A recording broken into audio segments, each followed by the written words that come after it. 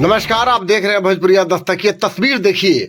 इस तस्वीर में आपको स्पष्ट नजर आ रहा होगा कि दो बच्चे हैं जो आपस में पेट से जुड़े हुए हैं। इन दो बच्चों का जन्म रोहतास जिला के चेनारी में एक निजी क्लिनिक में हुआ है। ये दोनों बच्चे मल्हीपुर गांव निवासी संतू पासवान की पत्नी के पेट से निकले हैं, जिनका आपस में पेट से जुड़ा हुआ है। दोनों बच्चों के दो हाथ, दो पैर, एक सिर, आंख, नाक, कान, गला सब कुछ सामान्य है, लेकिन पेट से इनका जुड़ाव है, जिसके कारण इनकी स्थिति गंभीर बनी हुई है। डॉक्टरों ने भी इसे बनारस रेफर कर दिया है।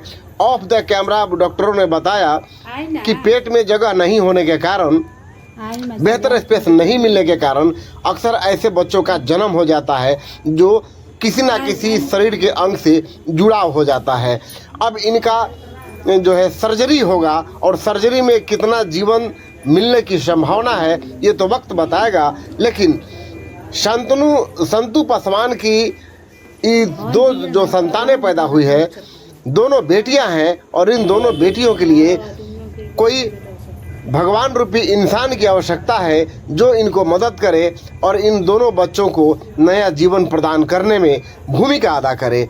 देख रहे हैं आप भोजपुरिया दस्तक, और मैं भोजपुरिया दस्तक के माध्यम से ये अपील करता हूं कि संतू पासवान के इन दोनों बच्चों को जो पेट से जुड़े हुए हैं, इनके जीवन को नया जीवन देने के लिए इन्हें योगदान दे, और हो सके तो अधिक से अधिक इनको मदद करें।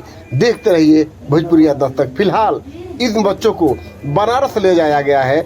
वहाँ पर किस प्रकार से उपचार होगा और किस प्रकार इनको नया जीवन मिलेगा, ये देखने की बात है। हम हर अपडेट आप तक पहुंचाने की कोशिश करेंगे।